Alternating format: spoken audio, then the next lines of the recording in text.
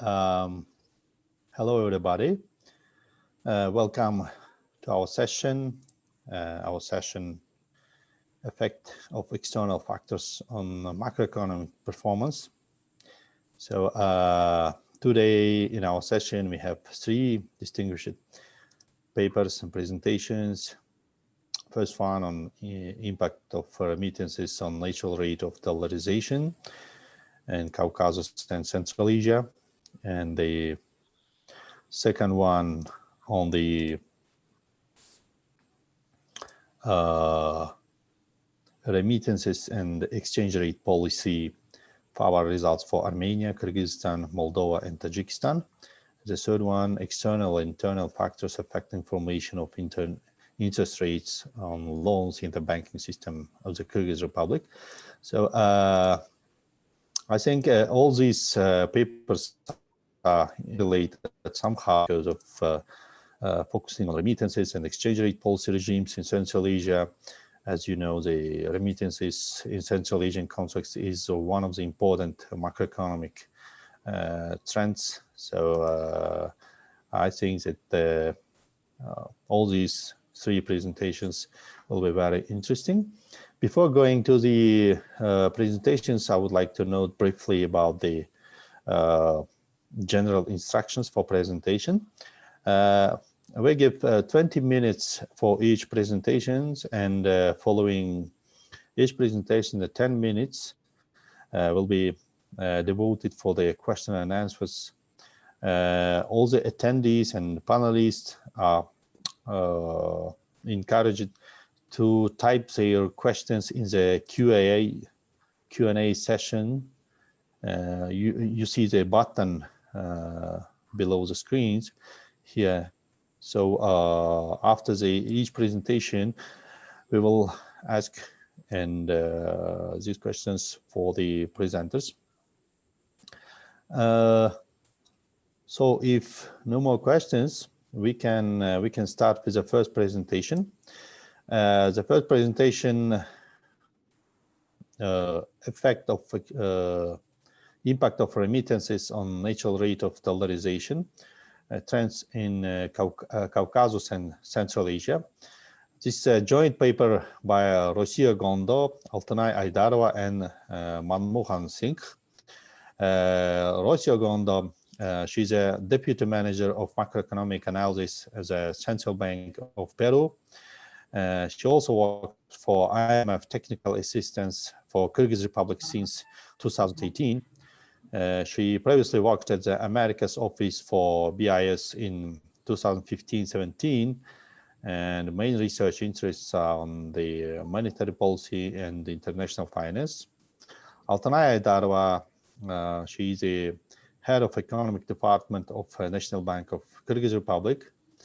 And Manmohan Singh works at the International Monetary Fund. I think the main presenters of that work, Rossiya Gondo, right, if I'm not wrong. So Rossiya, floor is yours, please. If you don't mind, I will start as we discussed with Rossiya, and then she will continue. Sure, Altanay. Yeah. With the presentation. You can share your screens. She will do the hardest part. Okay. Good day to everyone. Today's event is really global. We are happy to be here. The work we are presenting today is a joint work of, as you mentioned, of Rossiya Gondo from Central Bank of Peru, Mr. Manmohan Singh from the IMF, and me. So the paper in general discussed the issue of remittances and dollarization for quite a broad number of countries, which are Belarus, Ukraine, Moldova, Kazakhstan, Caucasus countries, and Central Asian countries. So what we do in the paper? Economic slowdown in the region as a result of social distancing and great lockdown measures led to the fall of remittances inflow in the region. Large part of those remittances, as you know, comes from Russia, and the low inflow affected macroeconomic fundamentals. that determine demand for foreign currency deposits. When we talk about dollarization level, we mean the financial dollarization, so which can be measured as a share of foreign currency deposits to overall deposit base, or a foreign currency credits loans to overall credit portfolio. Since 2015, country, Kyrgyz Republic particularly, is conducting a broad de-dollarization policy. It's a huge program which is done with partnership from the government. And the program is aimed at forming conditions in the system for broader usage of national currency. And it is critical to know when you run such policies, it's critical to know to what extent the dollarization level can be decreased. You can't push down forever. And it's the question, how far we can continue with our measures, how far we can push. Is there any optimal or a natural level of dollarization which is necessary for any country and which is healthy for economy, for open economy, which has an active trade and cross-border payments? So the methodology that we used, first one is we used a gravity model for bilateral remittances between countries in the region to forecast the reduction in the remittances inflow after the COVID outbreak. And then after that, the second stage, we include those estimated change in remittances in a broader model, which is a panel model, panel regression for a large set of countries with financial dollarization. So summarizing what we get, thus, as I mentioned, the main goal was to estimate the natural or healthy level of dollarization for countries in the region, and all of them are emerging or developing economies with sufficient, quite high level of dollarization. Most of those countries that I mentioned, they conducted the dollarization program, and we can see some positive tendencies. It will be shown in the slides below. And what we found that despite the reduction in deposit dollarization, there is still a gap. In some countries larger, in some countries smaller. There is a gap between the natural level of dollarization and the actual level of dollarization, especially in a scenario with persistent or with lower remittances inflow, which is forecasted because of COVID pandemic. However, this gap is relatively smaller, which is luckily for Kyrgyz Republic, which adopted a broad, as I mentioned, broad de-dollarization policy measures since 2015-16. Here we see the graphs of remittances as a share of GDP on the left, and bilateral remittances in each countries between Russia and this country and other countries in the sample. And remittances represent a significant and stable source of inflow of currency in the region. Although there is some heterogeneity across countries. In some countries, the level of remittances inflow is extremely high. It's Kyrgyzstan and Tajikistan. In 2019, it reached 29-28% of GDP. And it mostly came from Russia, and it's shown in bilateral remittances that account about 76% for those two countries. And why it's so high, when we analyzed and looked in details, we found out that some part of those inflow, they cover, particularly for the Kyrgyz Republic, some part of those inflows, they cover small business transaction. So it's quite cheap. It's about 1% for the amount to send money, to pay back money through remittances through those systems. And In most countries, there is a strong seasonality in remittances inflow from Russia. There is a usual drop in first quarter every year, with subsequent increase in second quarter. But this year, because of those great lockdown measures, that seasonality was broken. Remittances substantially dropped in the first half of 2020. To Kyrgyzstan, it dropped by more than 13%. When we look country by country, we can find out that, for example, in second quarter, in Armenia, remittances inflow dropped by about 29%. It's about the same size, the fall in remittance to Uzbekistan for second quarter. So these are quite large numbers when you look at each country. We see, and it's obvious, and we had proven it with all those surveys which were done and given to us with Life in Kyrgyzstan surveys, and thanks for that. We found out that remittances and poverty are strongly correlated. Large portion of remittances are channeled to whether to current consumption or to purchase of durables. In Kyrgyzstan, a higher level of remittances is associated with lower level of poverty. And if you live here, you know that in every family or every second family, there is someone who is working abroad and sending the money. It's a quite big issue, especially in the rural areas. So when moving to dollarization issue, it's like the question is why it's important, why dollarization level is important. In many countries, especially in the region, this level of dollarization is quite high. You can see it in numbers that in Armenia, in 2019, about half of all loans were given in foreign currency, and more than 55% of deposits people and firms, they hold in foreign currency in the banking system. The numbers are even higher for Georgia, which has a broad program of larization, they call it. So it's also the problem of decreasing dollarization. But it's obvious that some of degree dollarization will always be present in any open economy, and it will be optimal, and it will contribute to foreign currency transaction in international trade. It's particularly important for countries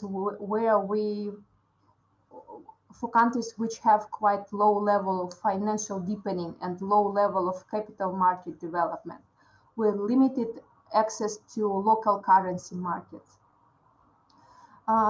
Another side of dollarization, it showed just the confidence of public and firms to national currency. The higher the dollarization, it shows the lower the confidence of a household in terms of saving to national currency. But high level of financial dollarization is harmful, as I was mentioning. It exposes country to excessive risks due to currency mismatches and the low efficiency of monetary policy transmission. We can see in this table that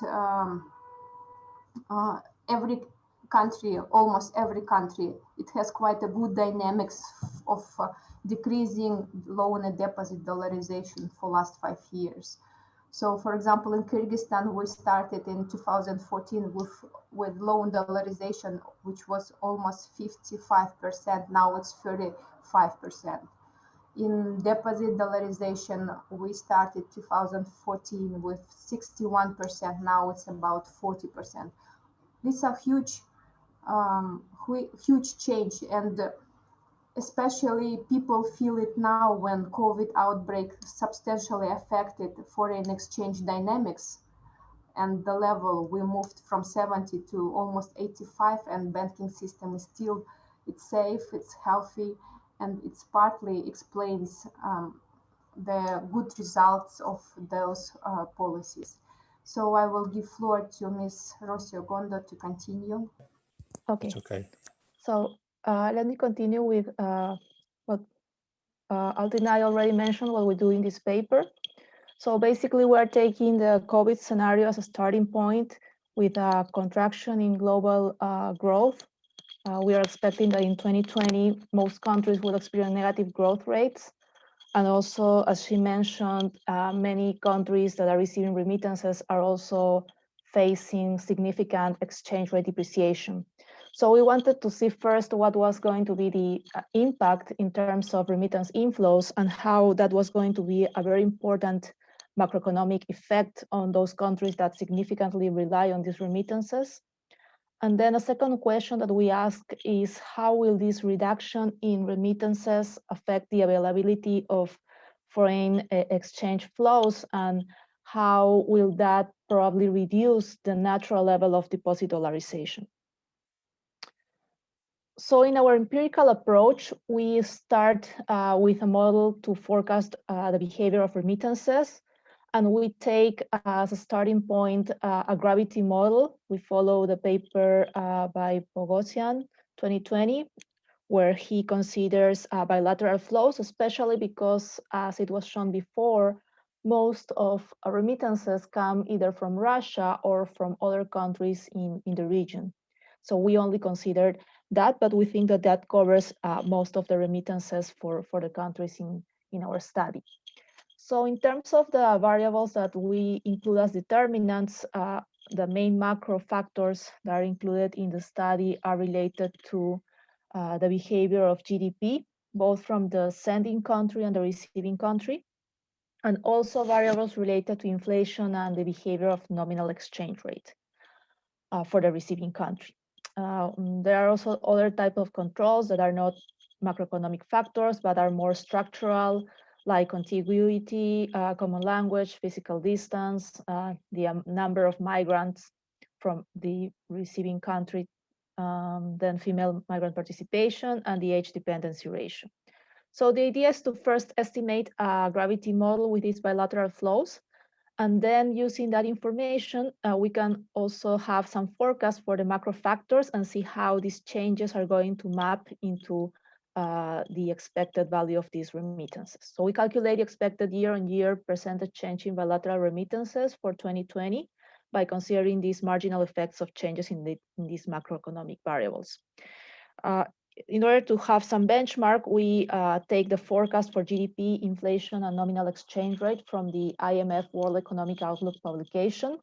We considered for our baseline scenario, and because we were working on this some months ago, the publication of this WEO for April 2020, which already considered partially the effect of the COVID-19 shock. And we can always update the information with new information. So IMF WEO was published again 2 weeks ago in October.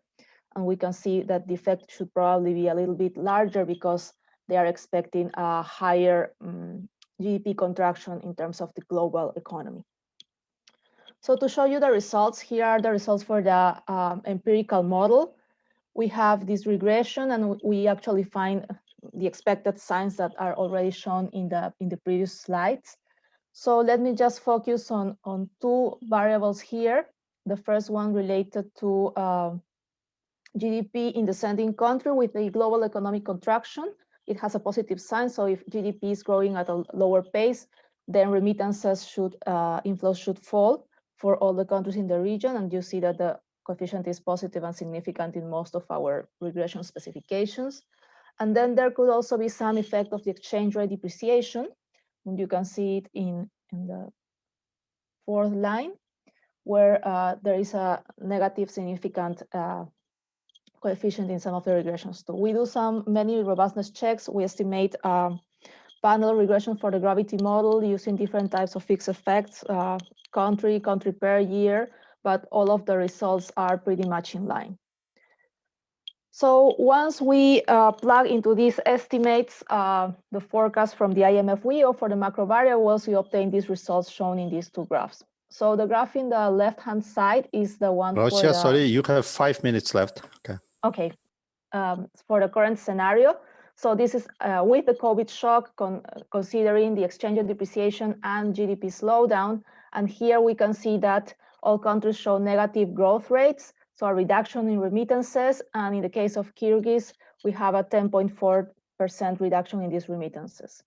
And then on the right-hand side, we compare it with a counterfactual scenario. So we think of a world where there is no COVID shock. So we take the forecast from IMF WIO from last year, from October 2019, where there was no sign, no expected pandemic and effect on global contraction. So in normal times, we would have expected remittances to continue growing in the different countries in the region, and in the case of Kyrgyz, with a growth rate of 10.9%. So actually about 20 percentage point difference because of the COVID shock. Then we put this information into a larger model, considering the natural rate of dollarization. So Altin, I already explained that this is related to the value to which a country should converge, considering all the structural factors.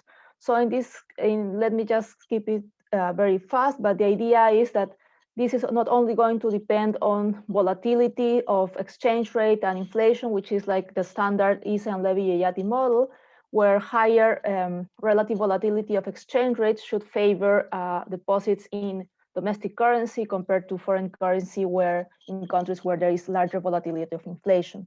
But this will also be modified by the proportion of income in local and foreign currency. So a country that has more foreign currency income, more FX inflows, is going to have a higher rate of natural rate of dollarization. So for the empirical model, we take a large panel data regression with not only the countries in the region, but with a larger number of countries, many of which have very high levels of dollarization or started with high levels of dollarization. And we want to see how they converge to some type of benchmark that is related to the structural factors.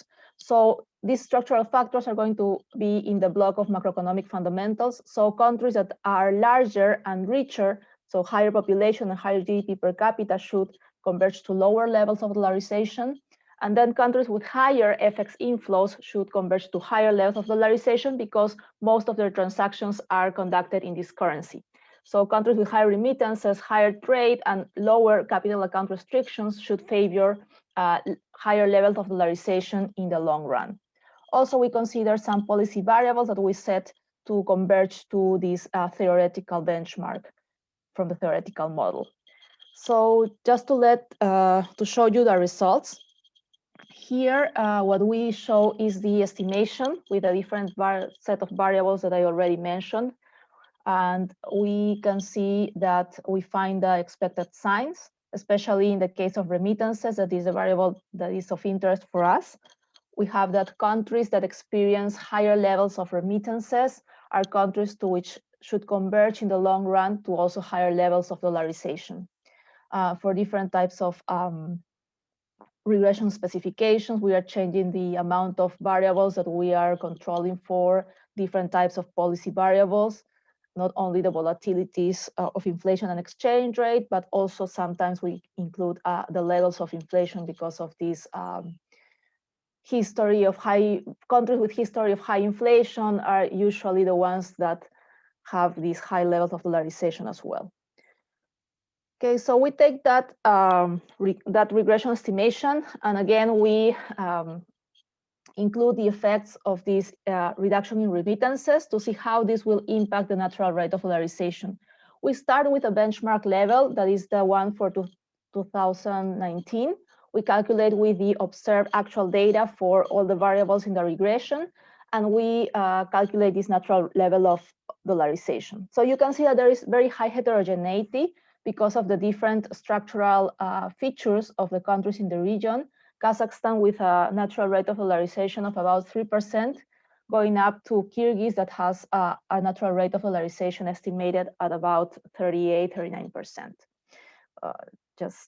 So those are the bars in blue, and then we can also compare that with the actual observed level of dollarization in each country, and you can see that there are countries where the gap is very wide, like the case of Kazakhstan, and then we have countries with a smaller gap, like the case of Kyrgyz.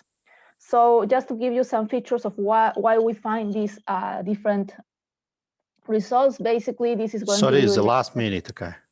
Okay.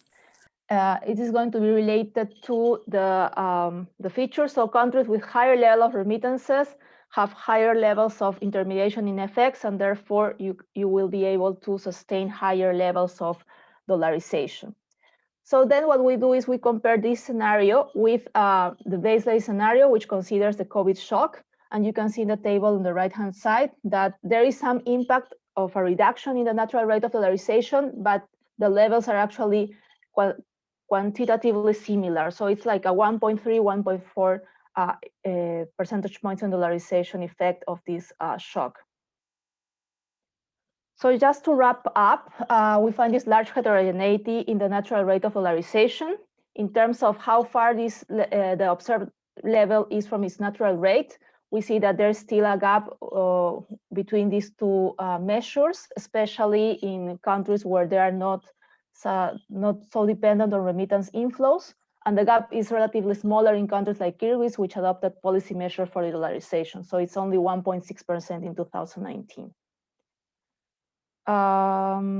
So just let me finish mentioning this current scenario. So what would be the effect in terms of the empirically? Let me just focus on that. The effect is relatively small of this reduction in remittances due to the COVID shock, only 1.3 or 1.4 percentage points of deposit dollarization, even for those countries where remittances are close to 30% of GDP, like Kyrgyz and Tajikistan.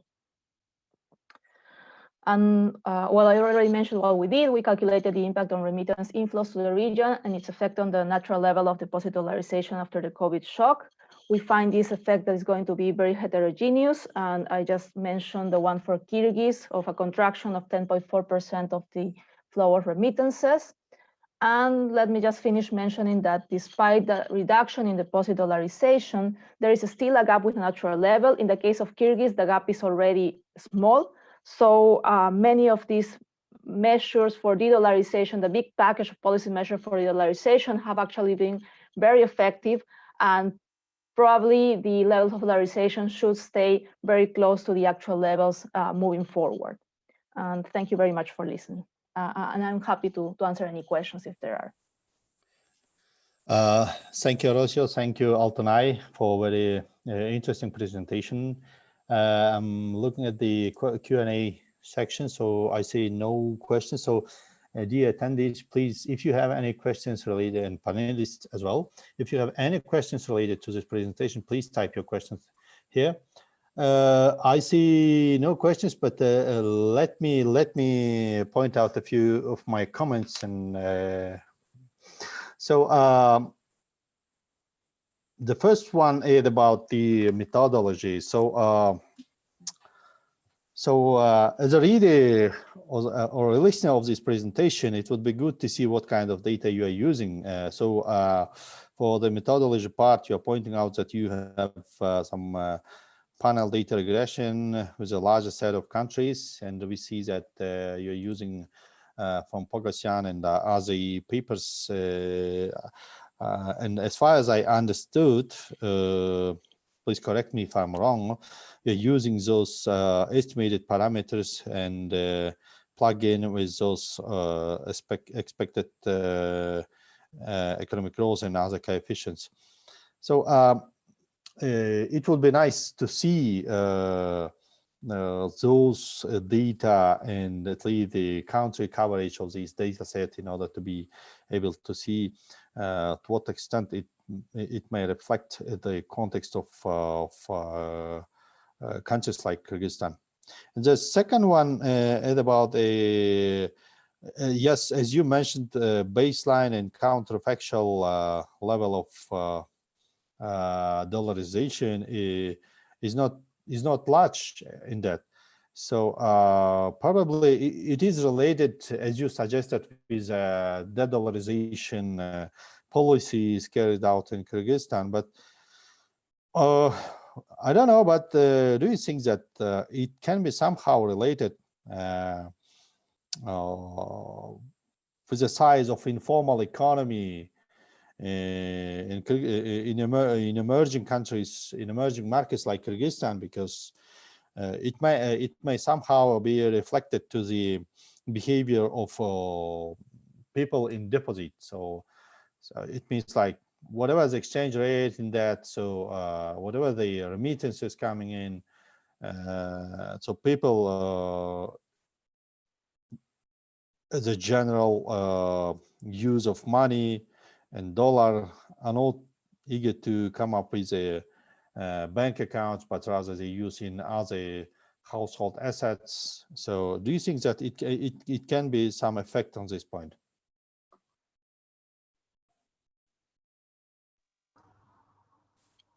Okay, yeah. As I was mentioning in the beginning, when we talk about dollarization, we talk about financial dollarization. It's in countries where there is a large shadow economy, it could be a large difference.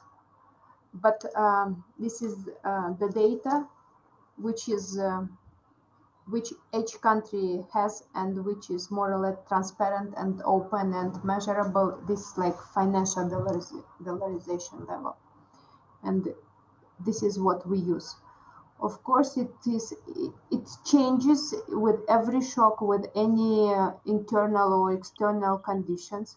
And for example, this time when, if you remember, in April, our exchange rate depreciated from 69 to 85 within half a month.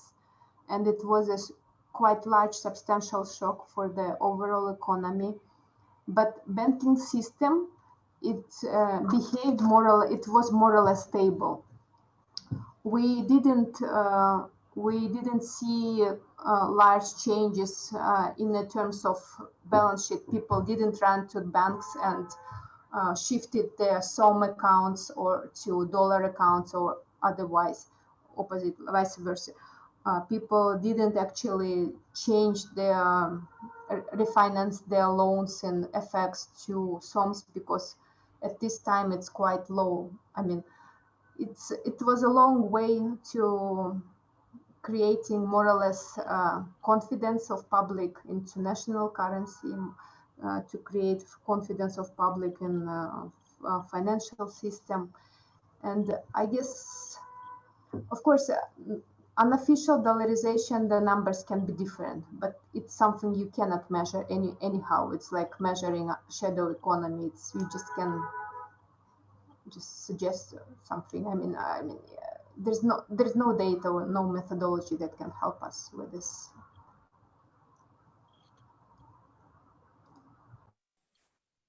Okay, so Thank let me you. answer the one about Yes. the methodologies of the regressions. So about the data country coverage, and we take annual data for the estimations of the gravity model for remittances that is actually going to be only related to countries in the region, so the countries that were mentioned in the study, and bilateral flows between those countries and also with Russia. So that actually covers the whole sample.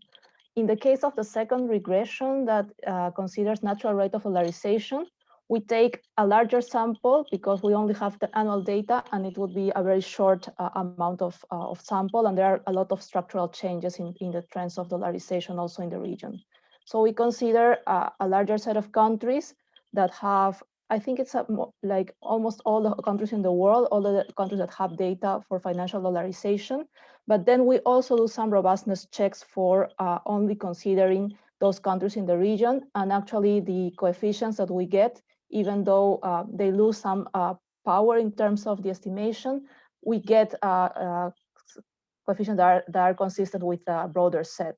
So we actually do some robustness checks to know whether the panel that we are using is actually reflecting the actual features of the region. Thank you. Thank you, Altanay. Thank you, Rocio. So I see no more questions in Q&A section. So okay, Damir. Thank you very much. My name is Damir Sinali, one of the organizers of the conference. I'm just back from another session trying to be there and here. Thank you very much for your presentation. While looking at your last slides, Kyrgyzstan seems to be exactly where it should be based on your model. Natural rate of dollarization is exactly what model predicts. But can, in a way, probably you already explained, but it looks kind of interesting to get to know, especially in comparison with other countries from both sides. But my question probably is to Altanay regarding the effectiveness of the measures on the dollarization. Largely it feels it was successful.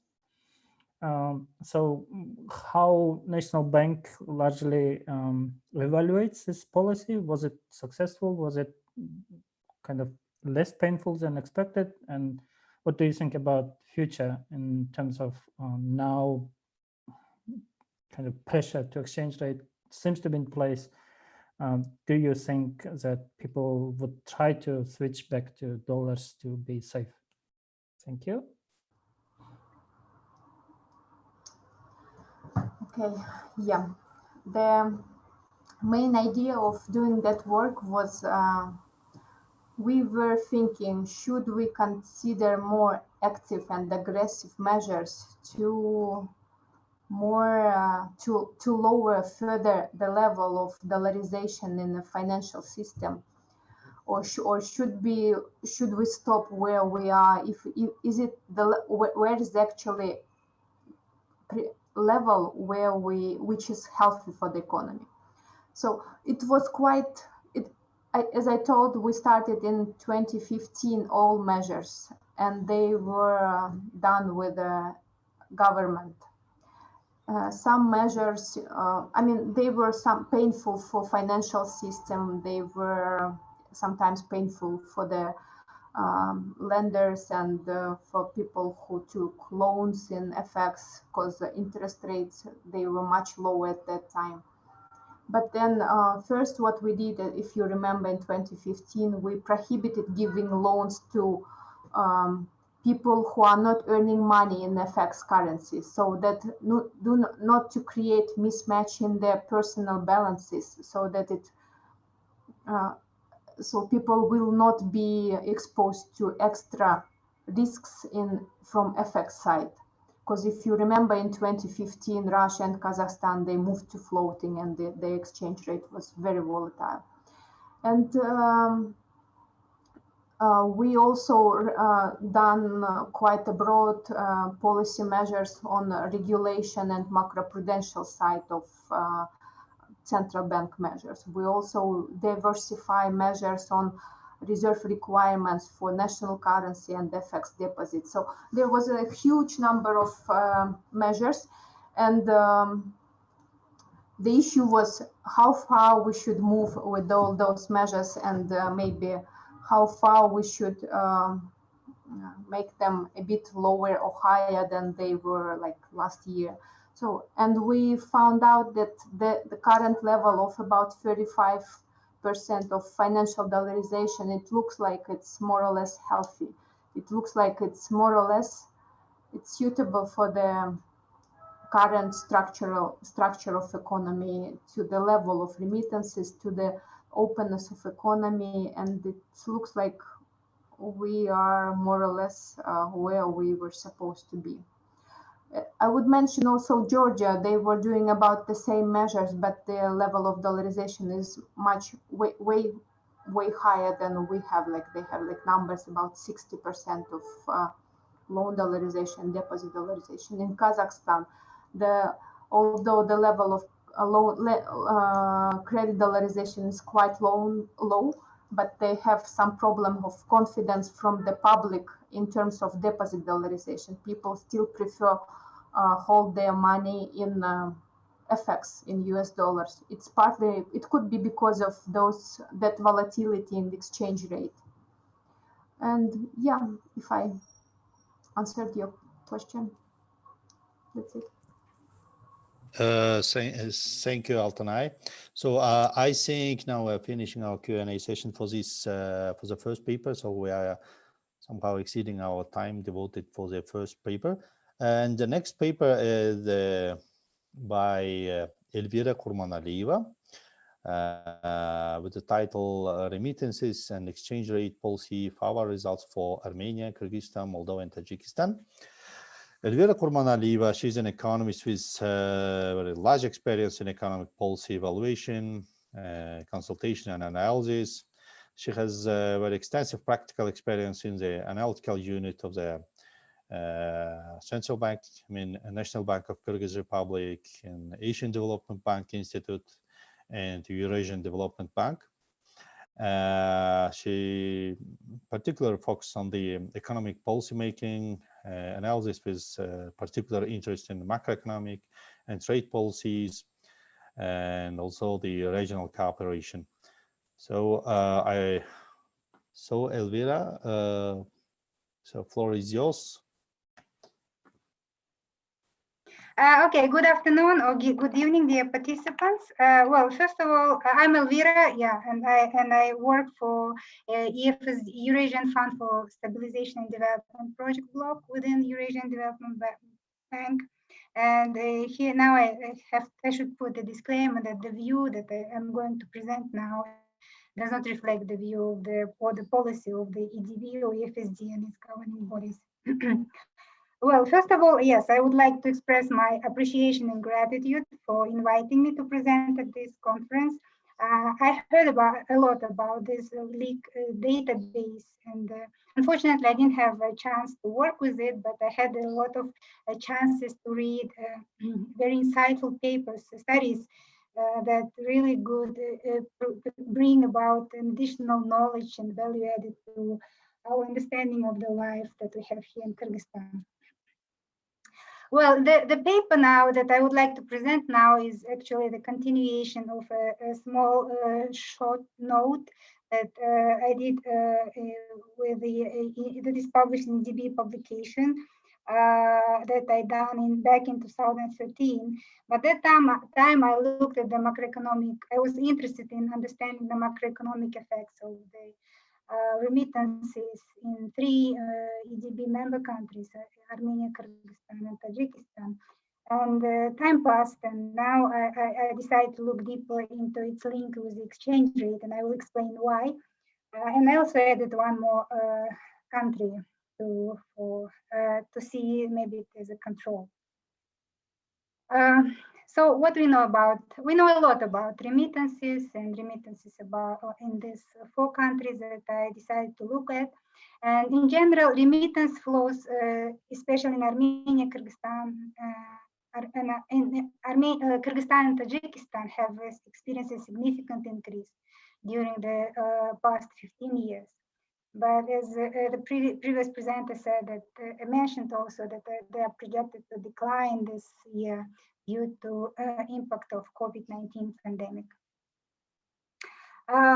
Remittances are the largest source of the foreign exchange earnings, often exceeding the export revenues, or FDI flows, and aid flows, or other private capital flows in those countries.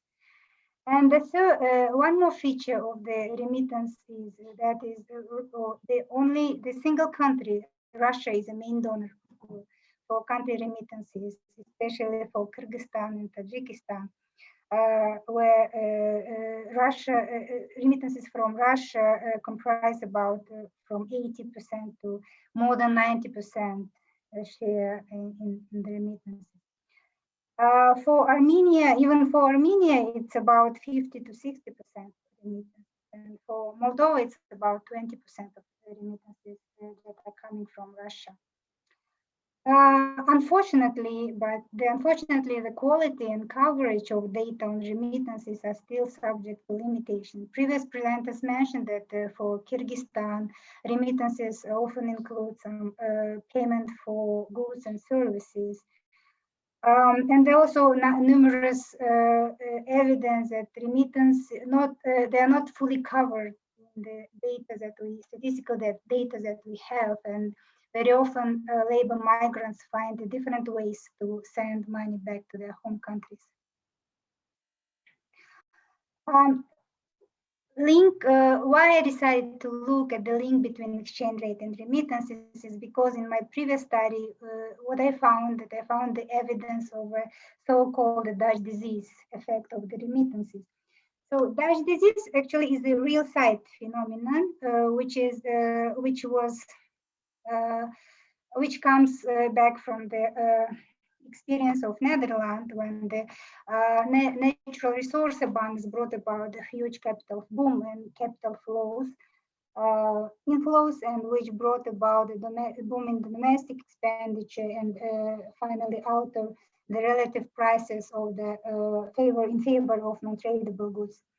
What we see on the in the data, usually we see the real exchange rate appreciation, and which brings the dampen the tradable sector profitability and competitiveness, which finally may lead to the industrialization and alter the long-run potential growth rates of the country. But since now in this study, I decided to look at the short-run effects. And here we have to look at the different macroeconomic theory suggests different outcomes for different regimes for foreign exchange rate. On the fixed exchange rate, together with appreciation of real exchange rate, we can see the temporary increase in inflation, GDP, and domestic money supply. While under the flexible exchange rate regime, appreciation of the real exchange rate can be accompanied by a temporary decrease in inflation or an increase on GDP and no change in the money supply. And then what exactly, I would like to answer two questions in this study. One is, do remittances matter for the choice of exchange rate in the policy? For instance, Emmanuel Larty in 2016, his conclusion was that countries tend to conduct the fixed exchange rate policy when they see the increase in the remittances inflows. The second question, which I would like to look at, is related to the change in the exchange rate policy that happened in a donor country, in Russia. We all know that in December 2014, Russian Central Bank decided to let Russian ruble to float. And this actually put a lot of challenges, as the previous presenters mentioned, challenges for countries that are very much dependent on Russia. I mean, that are for whom Russia is a main trading partner and donor. And this is this slide shows the exchange rate arrangements according to IMF. IMF has a wonderful publication which is called Annual Report on Exchange Rate Arrangement and Exchange Restrictions, which provides data from 2008 to 2019, and they put since like most of the countries in the world, they're somewhere in between float and fix. But IMF has an interesting methodology that assign different regimes, different names of the policy for according to the various factors. Like one of them is magnitude of the fluctuation of the nominal exchange rate. So here, what we can see that Russia, for Russia is ruble was classified as managed, and then in December 2014 it moved to free float. Another interesting, Moldova has been having the floating exchange rate regime according to IMF throughout the whole period. And for Kyrgyzstan, it was classified up until 2017. It was classified as a managed, and then it moved to stabilized. Armenia changed its exchange rate policy according to IMF 3 times, from floating to crawl-like, and then back to floating, and then finally, in the same period with Kyrgyzstan, it moved to stabilized. Tajikistan changed its exchange rate policy 4 times. So it experienced undermanaged twice and stabilized twice and crawl-like. And the interesting observation here is that 3 countries in my data set have moved to stabilized in 2017 and Tajikistan even earlier in 2016. And that's why I decided to ask question whether it was driven by, I don't know, it was driven by the, it was a decision after, driven by the challenges that countries face after Russian central bank to move to floating exchange rate policy. So here you can see the magnitude of exchange rate volatility. As you can see here, in 2019, 3 countries had really minimal exchange rate volatility. And Russian economy became, Russian ruble became very much volatile. And while DRAM has declining, the magnitude volatility has been declining. And the common feature is that for here we have data for 9 months of 2020, and you can see that the magnitude of volatility has increased in this year. Then this 2 graphs shows the simple correlation between the remittances and real exchange rate. As you can see, it's for all countries, even for Tajikistan, it's very minor, small, but still, the slope is a positive, suggesting that there's a positive correlation between the real exchange rate appreciation and increase in remittance flows. But same we cannot say about the correlation between remittance and exchange rate volatility. It's actually the slope here is negative for Tajikistan and Armenia, and positive for Kyrgyzstan and Moldova. Here, then I decided to use a quite simple FAVAR technique. It's a factor augmented vector autoregressive regression approach. First time it was proposed by Bernanke, Bovin, and Elias back in 2004. Actually, the approach is, I decided to use a 2-step method. The idea is quite simple. So we have, I collected the so-called data set of macroeconomic variables, time series data set on macroeconomic variables, the big data set, which you would call the X variables.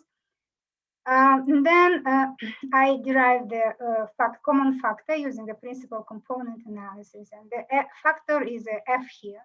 And then using the vector var model, I run it together with the external variable here, Y. Here is in my case is remittance, and the advantage of the var is that it allows to see the impulse response of the variables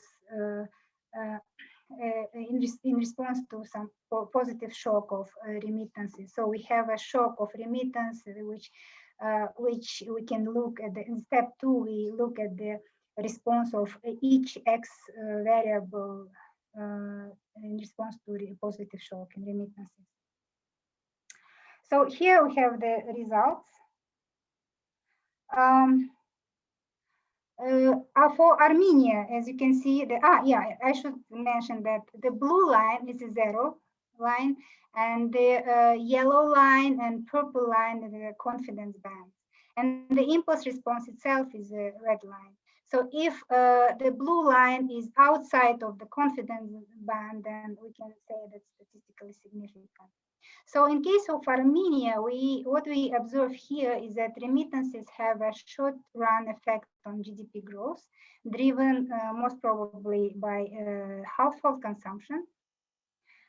And what we also see that there is a positive response of a construction sector and service sector, as well as we see the real wage growth and real broad money stock.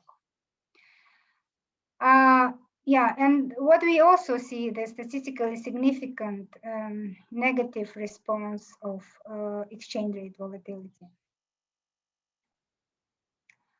When we look at the, then I divided this data set into two parts, before 2015 and after 2015, in order to see whether the degree of volatility have different response. As you can see here, it seems like there is a positive shock in both cases on the positive shock on remittances lead to a reduced volatility of the exchange rate in army of DRAM. For Kyrgyzstan, what we see here I take the GDP, which doesn't take into account the gold production in the Kumtor mine.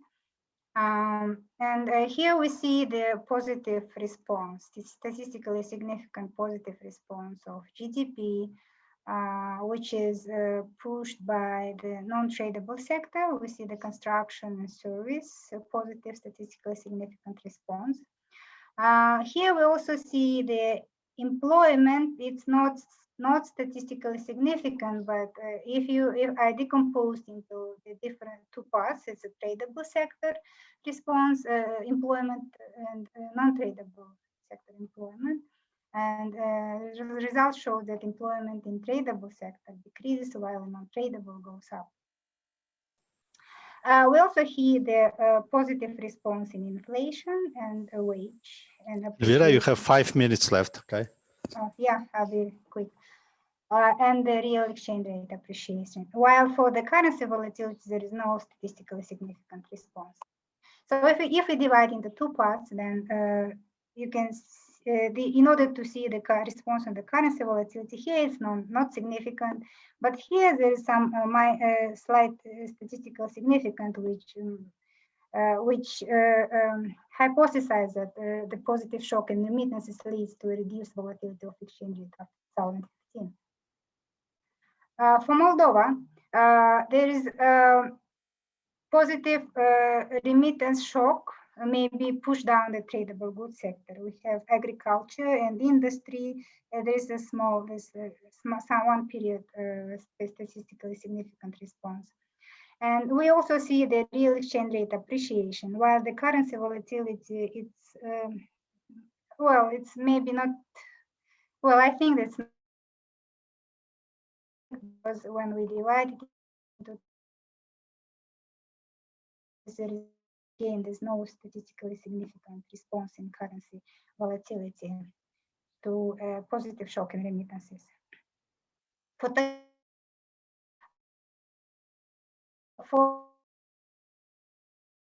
It's difficult, they actually data for statistical data, macroeconomic statistical data for Tajik. And 11 variables in X data set. Here, remittances lead to a decrease sector because labor migration washes out labor resources, and we also see the real exchange rate appreciation, and there's currency volatility. Unfortunately, for Tajikistan, it wasn't I was divided into two parts because of the. So my results are follow. The may be significant in the case when we see the signs of the Dutch disease effect. And we also see, which is also accompanied by reduced exchange rate volatility. Remittance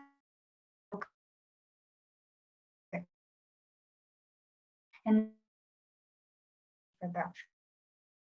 Remittance and inflation. Of the volatility in Armenian positive it was reduced of volatility of the exchange rate. In Kyrgyzstan,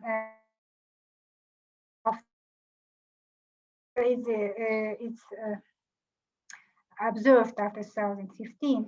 And in Moldova, there are no significant statistical response. Last minute, Elvira. Statistically significant response of exchange.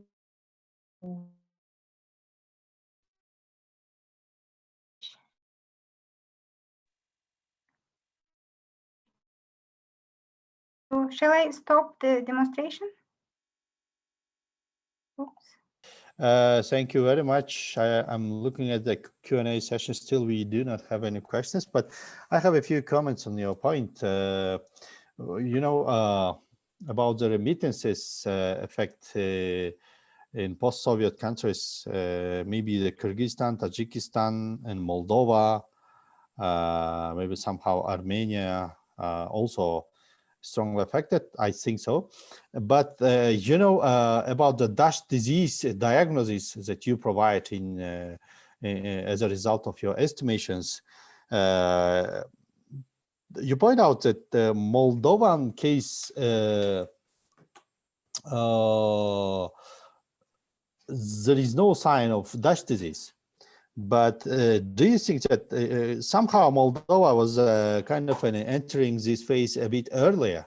So maybe Moldova is a bit different from the Tajikistan and Kyrgyzstan in terms of they're also migrant dependent, but not only from the Russia, but maybe to Romania. And also they somehow passed away those path of being too much dependent on the migration. Maybe I'm wrong in my interpretation, but what can be the difference from the perspectives of Moldovan case from other countries that you observed in your analysis? Well, yeah, it would be interesting to look at the data. Unfortunately, the data on interventions is available maybe only for Kyrgyzstan. Maybe Moldova, they also publish some data. But yeah, in case of Kyrgyzstan, I also added the dollarization rate. That was interesting to see, but I was thinking about adding some more variables. But yeah, as I said, I didn't include any policy variables. Thank you. Thank you, Elvira. Damir, do you have questions? Thank you. Yeah, Elvira, thank you for the presentation. I think it's very interesting to see what's going on with these countries who depend on migrants' money.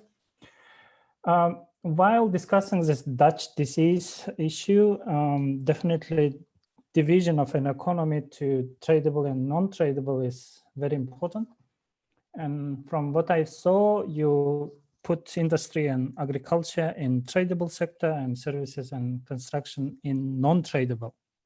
So how conventional the division is, because it's really crucial to your findings. Meaning, if now think about world which is digitally connected, how much services are supposed to be non-tradable? Meaning, in Kyrgyzstan, tourism sector, it really depends on foreign tourists, financial services, maybe other few services that definitely cross-border trade. The same goes with agriculture. In what extent we can count the small countries, agriculture being a significant sector in terms of trade. So is there any way to maybe even go to subsectors and try to have a more kind of precise picture, if it's possible? And I was thinking what extent just this 2x2 division would be distorting your results. Yeah, I agree with you that just dividing it into, say, well, the National Statistical Committee of Kyrgyzstan, they have two divisions, like sectors that produce goods and sectors that produce services. So I use this division. And broadly understanding that somehow there's a majority of the agriculture sectors producing goods, maybe we can say it's tradable sector, because we don't really have much of trade and services in the balance of payments of our countries. Well, I agree with you. I totally agree with you. We cannot divide it by divide. But the problem is macroeconomic data is not available for tradable and non-tradable sectors. Otherwise we have to dig deeper into this each data, SMA data. So that's why I was just like hypothesizing this implied conclusion from the result that I have. Okay. Thank you. Thank you, Elvira, for your answers. And I think the time is to go for the next presentation. Next presentation is by Choro Seitov. Presentation is on the external and internal factors affecting formation of interest rates on loans in the banking system of the Kyrgyz Republic. Choro Seitov is economist at the Center for Economic Research at the National Bank of Kyrgyz Republic. He has a rich experience not only in the monetary policy, but also the demography and migration. Choro, please, floor is yours. Good evening, dear participants. I would like to present our analytical works. It was prepared in 2017 together with my colleague from Agency for the Promotion and Protection of Investment of the Kyrgyz Republic, Abdiyev Ilim. He was my partner, and okay. And my presentation will be in Russian. Добрый день, уважаемые участники. Разрешите представить работу внешние и внутренние факторы, влияющие на формирование процентных ставок по кредитам в банковском секторе Кыргызской Республики. Работа подготовлена мною и моим коллегой из Агентства по продвижению инвестиций Абдиевым Илимбеком. В первую очередь, почему возникла данная идея? Был действительно запрос как со стороны руководства страны, так и со стороны бизнеса выяснить, почему процентные ставки достаточно высокие для населения, для потребителей. И была подготовлена аналитическая работа, сделана и проведен опрос именно коммерческих банков, которые предоставляют кредиты населению. Как вы видите, у нас депозиты в банках, кредиты в банках уверенно растут на протяжении последнего времени. Еще раз скажу, что работа подготовлена в 2017 году, а представляем ее в 2020 году.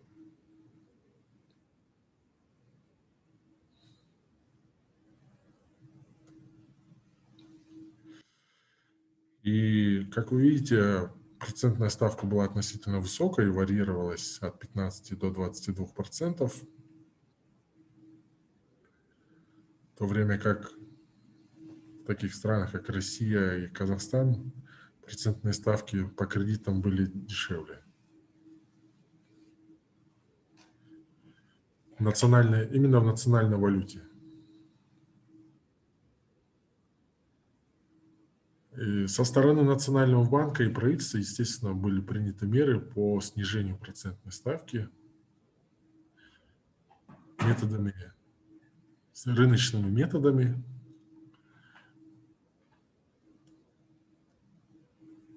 Но с другой стороны, также возникал вопрос среди специалистов, например, у банков имелось достаточно большое количество избыточной ликвидности, Вот вы, наверное, видите такой огромный горб в 2016 году, который образовался. Но, как говорится, не все так просто, как хотелось бы. Вот этот огромный горб образовался в результате того, что это были короткие деньги. А бизнес, как вы знаете, и население хотело бы иметь более длинные деньги и дешевые. И поэтому всегда стоит вопрос, как сделать так, чтобы вот эти деньги ушли в сектор, с помощью каких инструментов.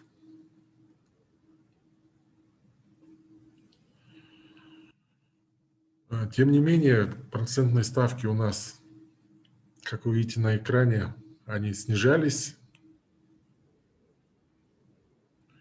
как в национальной валюте, так и в иностранной валюте, в основном это доллар США.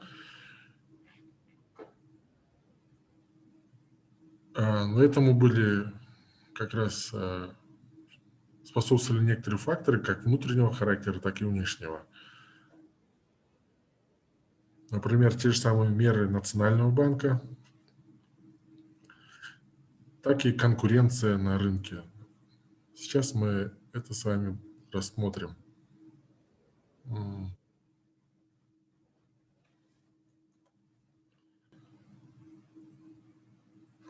Так, вот для примера вы видите, что в Кыргызской республике процентные ставки были насколько высокими в сравнении, скажем, с развитыми странами, и какие процентные ставки были в сравнении со странами с развивающейся экономикой.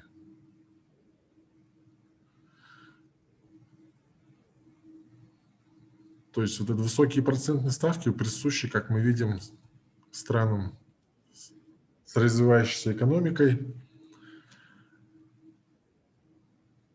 И винить только власти или регулятора о том, что у нас высокие ставки, не имеет смысла, так как этому способствуют разные факторы, внешние и внутренние.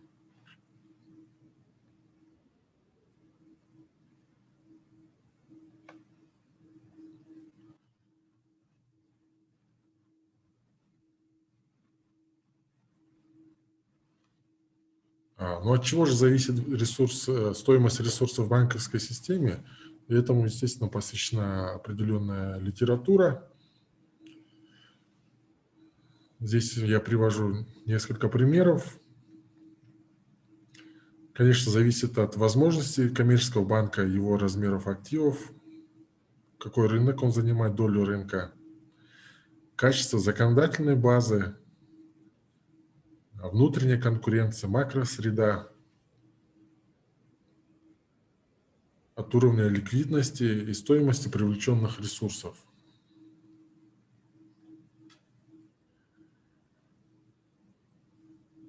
Ну, вот это, скажем так, базовые условия. Да? Методология.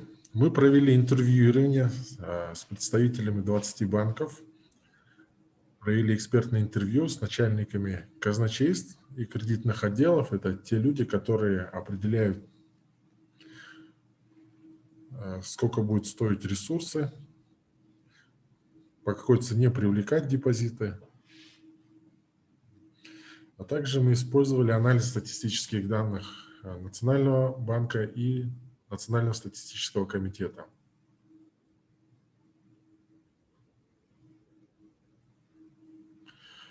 Ну вот я вам перечислю внешние и внутренние факторы, которые влияют на процентные ставки.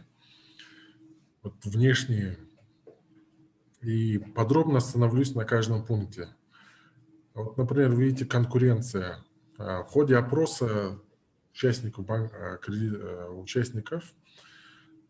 коммерческих банков, они сказали, что значительное влияние на стоимость ресурсов оказал Российско-Кыргызский фонд развития, когда зашел он на рынок. Практически можно сказать, что выделяемые средства точнее говоря, стоимость ресурсов РКФР обрушила рынок, и банкам пришлось ориентироваться на новую стоимость ресурсов. Также влияние оказали лидеры рынка, которые есть на банковском секторе, то есть мелкие и средние банки следуют также за действиями лидеров рынка. Скажу, что это государственные банки и где-то 2-3 банка коммерческих, которые вы знаете. Я не буду указывать здесь. Также оказывает влияние доступ на международные рынки капиталов. К сожалению, доступ к рынку, по словам казначеев, относительно закрыт. Тем более, что, например, если все банки, они привлекают средства на внешних рынках в долларах США. И оказалось, что привлечение средств за рубежом дороже, чем привлечение средств на внутреннем рынке, поскольку мерами Национального банка были снижены процентные ставки по депозитам. Как вы знаете, сейчас доллар США депозиты очень низкие, но при этом были изменены также там ОРТ по СОМам, когда СОМовые ставки стали более привлекательны. То есть получается разница между международными рынками и внутренними ценами на депозиты, она оказалась разной, и привлекать средства внутри было выгоднее. На обратно же здесь были другие ограничения, были иные требования по валютным вкладам и валютным кредитам. Это обратно же в целях развития внутреннего рынка, поддержания национальной валюты, и как вот ранее отмечалось, в целях снижения долларизации внутреннего рынка как депозитов, так и кредитов. Также влияние оказывает на процентные ставки государственной ценной бумаги, потому что данные средства также выступают, то есть бумаги выступают конкурентами на финансовом рынке, то есть есть выбор купить или ценные бумаги у коммерческого банка, или же раздать эти деньги населению и малому и среднему бизнесу. Конечно, покупая ценные бумаги у населения, то есть у коммерческих банков меньше головной боли, они более стабильные, но с другой стороны, когда мы раздаем деньги населению, малому и среднему бизнесу, здесь уже возникают более высокие риски, но и большая маржа. Еще один интересный момент. На данном рынке социальный фонд оказался важным игроком для тех банков, которые, скажем так, средние и малые банки. Потому что социальный фонд также размещает свои средства, привлеченные через систему свою, да, пенсионную систему, и ориентируются коммерческие банки, у кого взять деньги, то ли у социального фонда, то ли пойти в Национальный банк на кредитный аукцион, то ли привлечь деньги внутри, через депозиты. Да? То есть социальный фонд здесь тоже значительный игрок на внутреннем рынке банковском. Также стоит отметить кредитные аукционы Национального банка, которые с недавнего времени стали проводиться. Национальный банк выдает данные средства коммерческим банкам, но проблема другая оказалась здесь. Выставляемые денежные средства на аукционах не всегда поглощаются. То есть не всегда предложение есть, спроса иногда не бывает. Хотя мы иногда слышим, что нет дешевых средств, нет дешевых средств. Одна особенность кредитных аукционов то, что они ограничены по времени. То есть они не выдаются на 2, 3, 5 лет.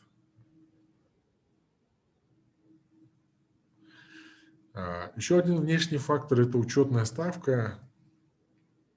С недавнего времени она стала играть более активную роль при определении стоимости кредитных ресурсов. Как раз вот через кредитные аукционы деньги выдаются по по ставке, по учетной ставке. Да? И, как мы знаем из теории, инфляция должна играть большую роль в определении стоимости кредитных ресурсов, но, к сожалению, этого тоже не происходит. Как сказали банки, инфляцию не учитывают в последнюю очередь, или же они учитывают ее в качестве маржи за риск. Следующий фактор – это внутренние факторы, которые влияют на формирование процентных ставок. Стоимость привлеченных ресурсов, депозитов физических и юридических лиц, собственный капитал. Следует отметить, что со стороны Национального банка были проведены меры по увеличению собственного капитала банка. Это также было проведено в целях укрепления банковской системы, в целях укрепления самих банков, увеличения их возможностей кредитования. Следующий фактор – это операционные расходы. Чаро, я извиняюсь, но у вас в ходе еще 5 минут опросов осталось. Коммерческий банк указали, что они несут большие операционные расходы за обслуживание филиальной сети, за обслуживание головных офисов. Также большие расходы связаны с тем, что внедряются программное обеспечение, которое стоит очень дорого. Экономические нормативы, естественно, влияют. Те же самые ОРТ, то есть обязательные резервные требования, потом РППУ.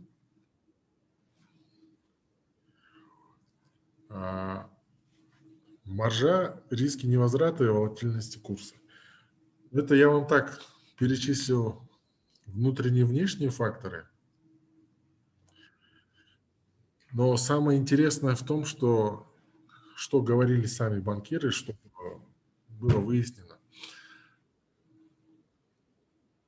В 2014-2015 годах, вы, наверное, помните, был экономический шок, связанный с обесценением национальной валюты относительно доллара США. На рынок зашел РКФР, также упали цены на нефть, были проблемы с недопоступлением, скажем так, по денежным переводам. То есть до этого периода банки, в принципе, себя чувствовали нормально. Их, по словам ряда банкиров, цена на кредитные ресурсы, которые предоставляли населению и малому и среднему бизнесу, устраивала. На мой взгляд, порядка населения кредитовалось по цене 30% и выше. Также было и для малого и среднего бизнеса. И, в принципе, банки, скажем так, не собирались снижать. То есть они с рынка получали максимальную маржу.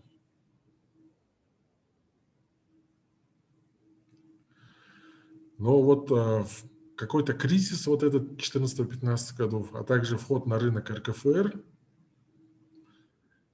кардинально меняет ситуацию. А также стоит отметить, что с 2014 года Национальный банк перешел на новую основу денежно-кредитной политики. И были изменены, то есть использовались инструменты Национального банка, которые также были направлены на то, чтобы снижалась ставка по кредитам на внутреннем рынке, да?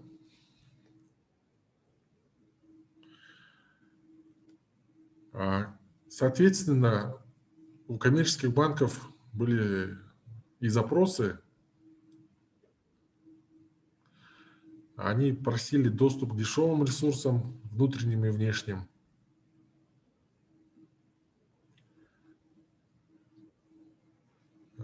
По внутренним я указал, что это, например, ресурсы социального фонда, кредитные аукционы.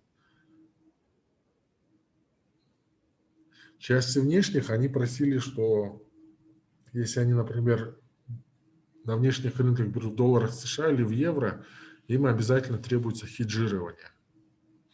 И процесс хеджирования на внутреннем рынке никто не осуществляет здесь.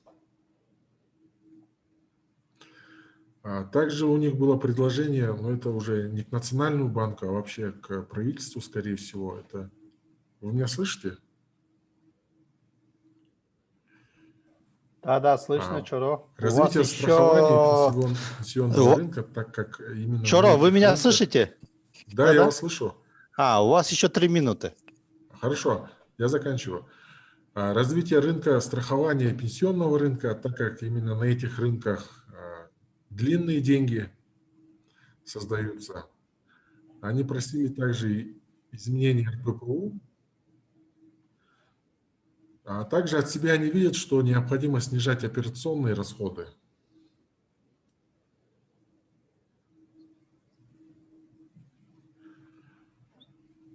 Со стороны Национального банка проводятся меры по изменению ситуации.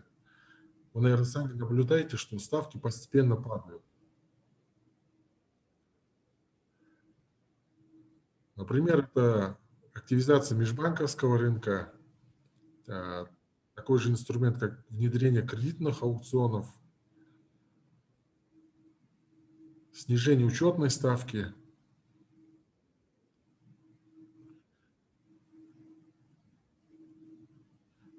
В частности, если вы вспомните, сначала учетная ставка у нас была на уровне 10%, когда мы перешли на новую основу денежно-кредитной политики. Сегодня она упала до 4,5–5%.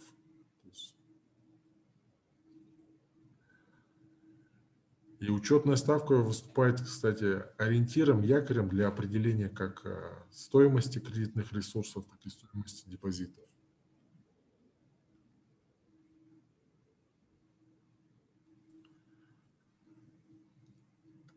В принципе, я закончил. Спасибо. Спасибо, Чоро. Спасибо за презентацию и вашему соавтору данной работы. Если есть вопросы, уважаемые участники, панелисты данной сессии, можете поднять руку, я по системе здесь вижу. Можете задать вопросы. Если вопросов нет, насколько я смотрю, вот вопросы и ответы нет, то я бы хотел вот несколько вопросов. Как вы оцениваете вообще механизм вот учетной ставки как один из инструментов политики Нацбанка с точки зрения влияния на процентную ставку в стране? Потому что, с одной стороны, очевидно, что межбанковский кредитный рынок у нас не так уж и развит, и деньги вне банков тоже у нас, в принципе, очень солидные, как доля в общей экономике. И с этой точки зрения, насколько вот политика использования учетной ставки как регулирование или же механизм влияния на процентную ставку в экономике в целом эффективно в настоящее время вот в Кыргызстане? Ну, Кыргызская республика, спасибо за вопрос, уважаемый Камал. Я обращусь, во-первых, к мировому опыту. Наверное, вы помните, когда Грузия, у нее случилась революция. Революция там случилась не только в стране, но и случилась в монетарном секторе. Они также перешли на новую основу денежно-кредитной политики, и можно было наблюдать на их примере, что учетная ставка их снижалась. То есть, используя новый инструментарий или же новые подходы, они сумели снизить учетную ставку, сумели снизить процентную ставку как по кредитам, так и по депозитам.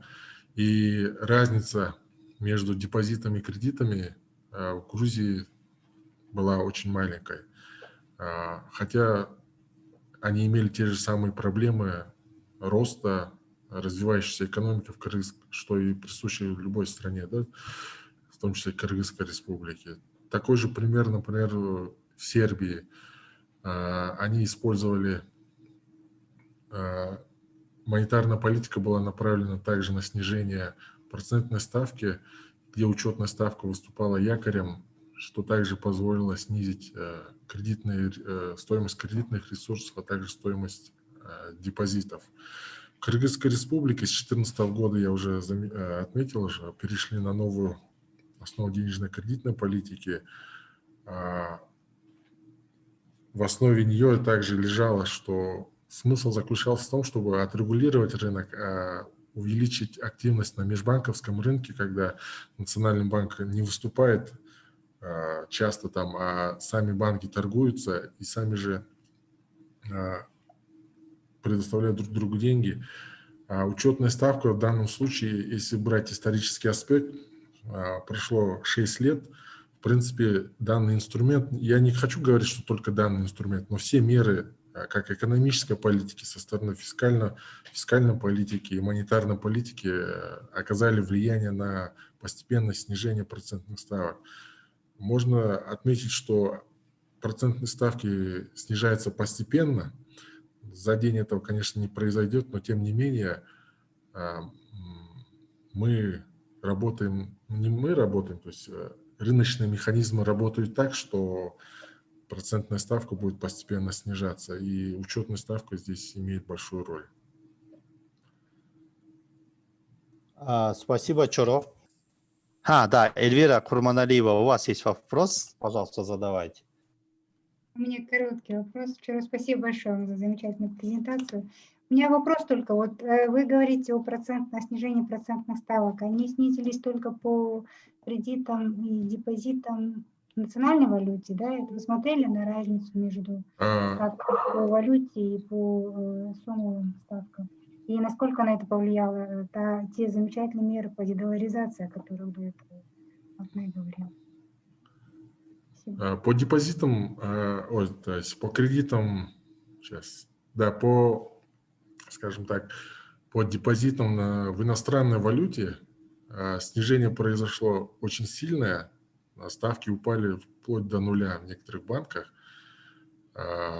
Где-то, если сейчас, я помню, вот банк, который я обслуживаюсь, там до 2% на 2 года дается, если вы депозит носите в долларах США. Хотя раньше они были гораздо выше. По кредитам точно такая же ситуация. По долларам США стоимость снизилась, но обратно там есть некоторые ограничения. Например, если вы помните, брали кредиты за ипотеку в долларах США, когда же случился кризис, обслуживание оказалось тяжелым. Там тоже также случилось снижение. По ставкам в национальной валюте стоимость кредитных ресурсов действительно падает. Я, как вам ранее в презентации отметил, что и до этого говорил, банки держали процентную ставку около 30%. Сейчас в среднем 19-22%. Это именно в банковском секторе. И я брал при этом среднюю ставку. Если брать по отдельности, по секторам, там потребительский кредит, кредит для малого и среднего бизнеса, то там, конечно, есть разница все-таки. Но если брать среднее значение, то постепенно все снижается. Спасибо. Спасибо, Чоро, за ответ. Уважаемые участники данной сессии, уважаемые спикеры, большое вам спасибо. И огромное спасибо, хотелось бы поблагодарить организаторам за приглашение, Дамиру и в лице, и другим организаторам в лице УЦА, ISDC и других организаций, я точно сейчас не помню, какие организации, но тут несколько организаций. И мы очень надеемся, что ситуация с ковидом очень в ближайшее время все отрегулируется, и следующая конференция LIK «Жизнь в Кыргызстане» будет в офлайн режиме, и будет очень интересное обсуждение, знакомство, нетворкинг. И мои пожелания организаторам, чтобы и в дальнейшем данная конференция развивалась, и не только на уровне Кыргызстана, и на уровне Центральной Азии, и обсуждали самые интересные исследования и актуальные вопросы социально-экономического положения в регионе. Огромное всем спасибо. Ну и всех призываю посещать и другие сессии данной конференции. Спасибо вам огромное. Спасибо, Камылбек. Я просто хотел добавить, что конференция будет еще 2 дня, а потом в пятницу будет такой небольшой семинар для пользователей данных. Но программа будет всем высылаться, кто зарегистрировался. Присоединяйтесь, участвуйте. Все слайды мы будем выставлять по мере того, как они будут поступать, имеется в виду сегодняшние сессии, да, все слайды, которые нам разрешили, мы будем их на веб-сайте выставлять. Спасибо еще раз, Камалбек, за модераторство, и был очень рад увидеть всех коллег с Нацбанка. Спасибо большое. Хорошо тогда. До свидания, до следующей сессии тогда, Дамир. Успехов вам всем. Не болейте. До свидания. До свидания.